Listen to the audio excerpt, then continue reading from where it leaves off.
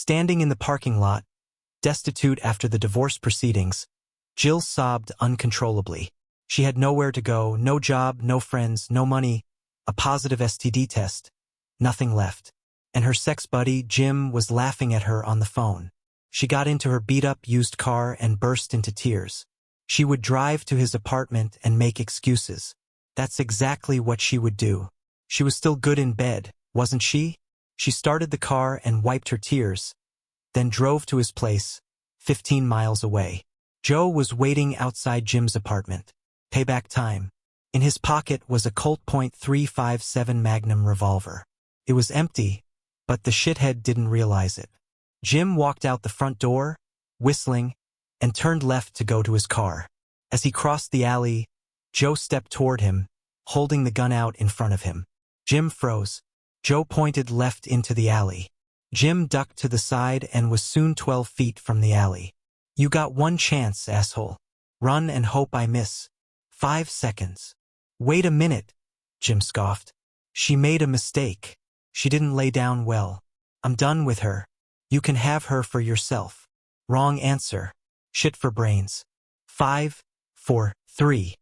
No. Jim turned and ran down the alley, jumping over dumpsters, knocking over boxes and bags of trash, crashing into a chain-link gate before it reluctantly opened.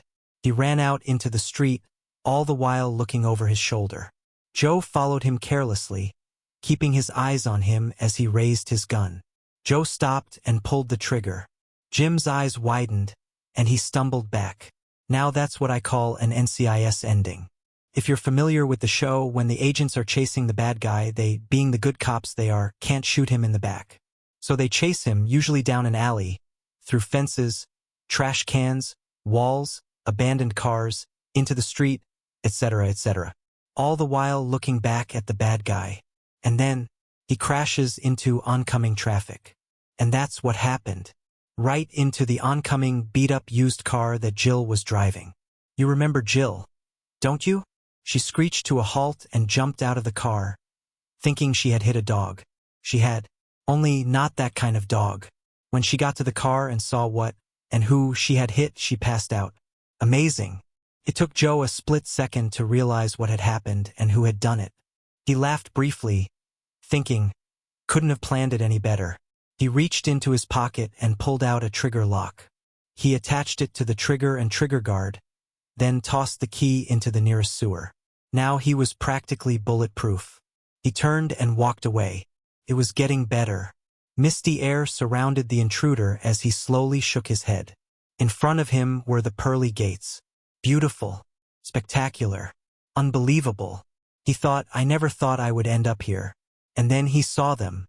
2 tall, burly men with glowing swords in their hands, standing and looking at him.